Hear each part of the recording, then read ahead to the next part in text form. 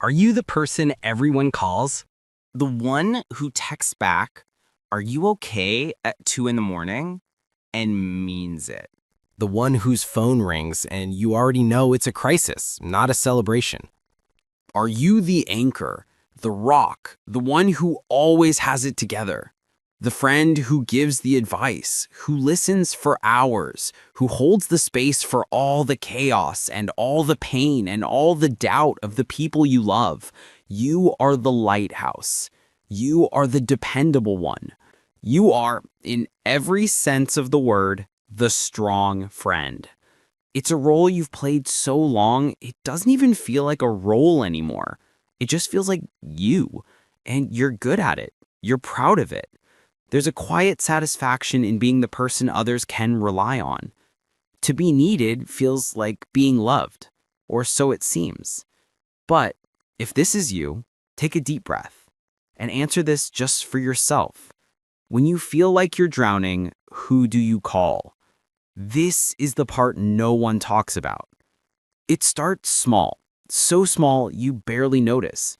Maybe it started in school. You were the good listener, the one who didn't cause drama, the one who could calm everyone down. You were mature for your age. You just got it. In your family, maybe you were the peacemaker, the one who read the air, who sensed moods before they turned into storms. You learned early that your value, your safety even, came from managing other people's emotions. You learned that a raised voice was danger. A slammed door was warning. Silence meant something was coming. And so you became an emotional detective, a small diplomat in a land of giants, soothing, smoothing, protecting. You didn't just live your own childhood, you managed everyone else's adulthood. You made yourself small, low maintenance. You didn't have needs, you had responsibilities. You carried that skill, that survival mechanism, into adulthood. And of course it worked. People love you. They're drawn to your calm, capable energy. You're a safe harbor. They text, "I don't know what I'd do without you." You always know the right thing to say. Every time they say it, it's a little hit of validation, a confirmation. This is who I am. This is why I matter. It's more than validation. It's proof. Proof you belong. Proof you're loved. But an identity built on being needed is fragile. It's a house built on sand, and the tide is coming in. The first cost is imbalance. Your phone becomes a hotline, a stream of requests, rants, and crises.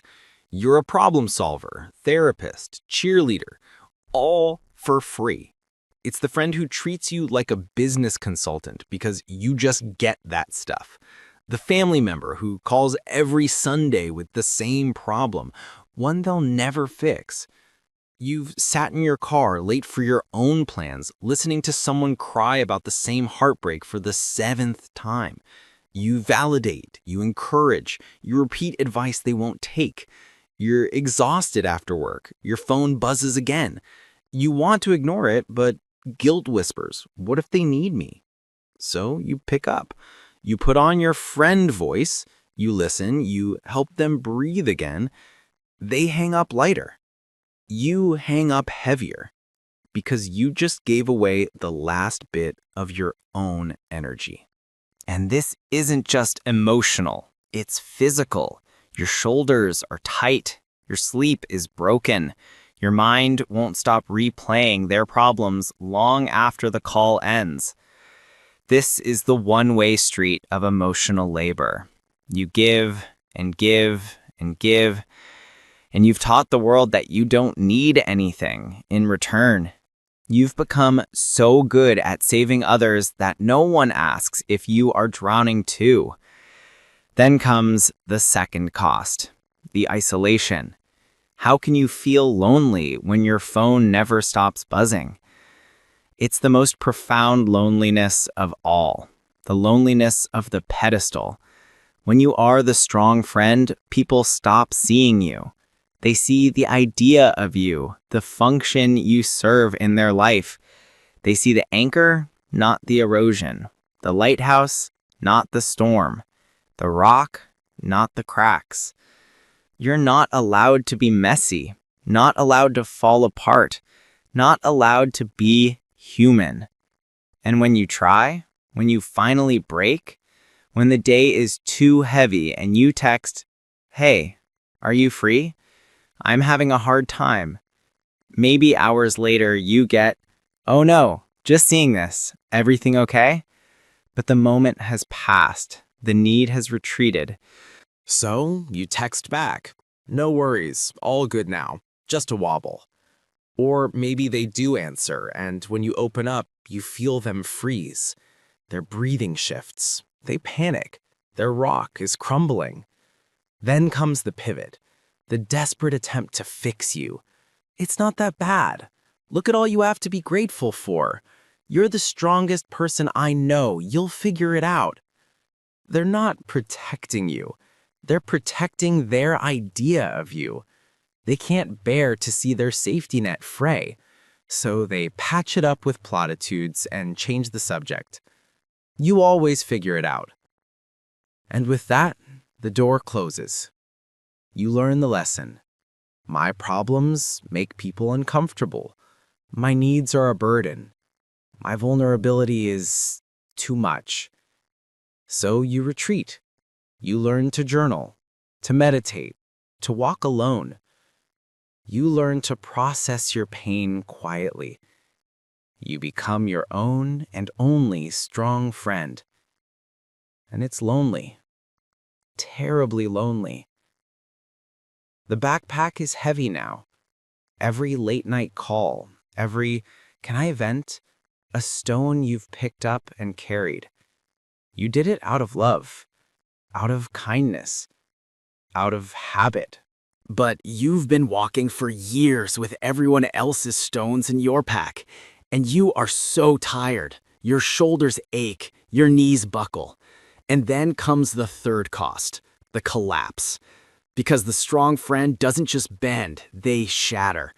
It's the day you wake up with nothing left. No empathy, no patience, no energy. You've entered compassion fatigue. You've spent your lifetime supply. The phone rings, a loved one, and you feel anger. You start to withdraw, leaving texts unread, making excuses. "Sorry, so busy. Sorry, just need a night in." You're not resting, you're hiding. You scroll for hours, blank. You fantasize about disappearing. You feel guilty for being tired, guilty for needing space, guilty for feeling guilty. You start to believe you're failing everyone. You feel weak. And weakness is the one thing your identity can't tolerate. So you're trapped, too tired to keep being the strong friend, too guilty to stop. You live in a half-light, no good to anyone, least of all yourself. This is the hidden cost, the loss of your boundaries, the loss of your voice, the loss of your authentic self. If this is you, listen closely. You are not a failure. You are not weak. You are wounded. You are a kind, compassionate soul who was taught a broken definition of strength. You were taught that strength means being unbreakable, invulnerable, untouchable. But that isn't strength. That's a fortress, and a fortress is a prison. True strength isn't how much you can carry for others. It's the courage to set it down. True strength is vulnerability. It's saying I'm not okay. It's saying I don't have the capacity for this right now. You will have to unlearn a lifetime of conditioning.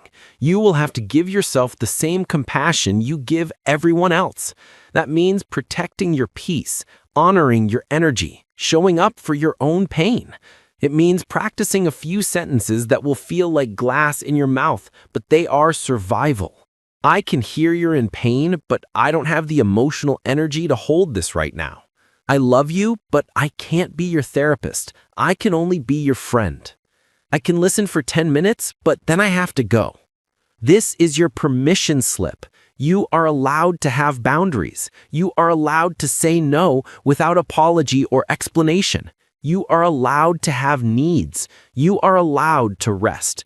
And the friends who truly love you, the real ones, will not be scared off. They'll be inspired. You live in a half-light, no good to anyone, least of all yourself. This is the hidden cost, the loss of your boundaries, the loss of your voice, the loss of your authentic self. If this is you, listen closely. You are not a failure. You are not weak. You are wounded. You are a kind, compassionate soul who was taught a broken definition of strength. You were taught that strength means being unbreakable, invulnerable, untouchable. But that isn't strength. That's a fortress, and a fortress is a prison. True strength isn't how much you can carry for others. It's the courage to set it down. True strength is vulnerability. It's saying I'm not okay. It's saying I don't have the capacity for this right now. You will have to unlearn a lifetime of conditioning. You will have to give yourself the same compassion you give everyone else. That means protecting your peace, honoring your energy, showing up for your own pain. It means practicing a few sentences that will feel like glass in your mouth, but they are survival. I can hear you're in pain, but I don't have the emotional energy to hold this right now. I love you, but I can't be your therapist. I can only be your friend. I can listen for 10 minutes, but then I have to go. This is your permission slip. You are allowed to have boundaries. You are allowed to say no without apology or explanation. You are allowed to have needs. You are allowed to rest. And the friends who truly love you, the real ones, will not be scared off. They'll be inspired. They'll be honored that you trust them enough to be real. Some won't stay. Some only loved the role you played. When the free therapist closes shop, they'll fade, and you must let them. This is the rebuilding. It's painful. It's slow. You'll grieve. You'll grieve the lost friendships, and even more, the loss of who you thought you were. For so long, you've been the strong one. When you stop, who are you? This emptiness is frightening, but it's not the end. It's the beginning. This is the great rebuilding.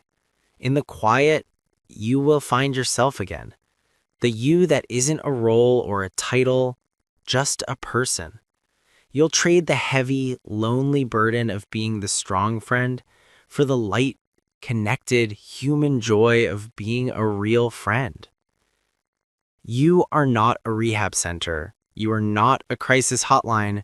You are not a 24-hour support service. You are a person.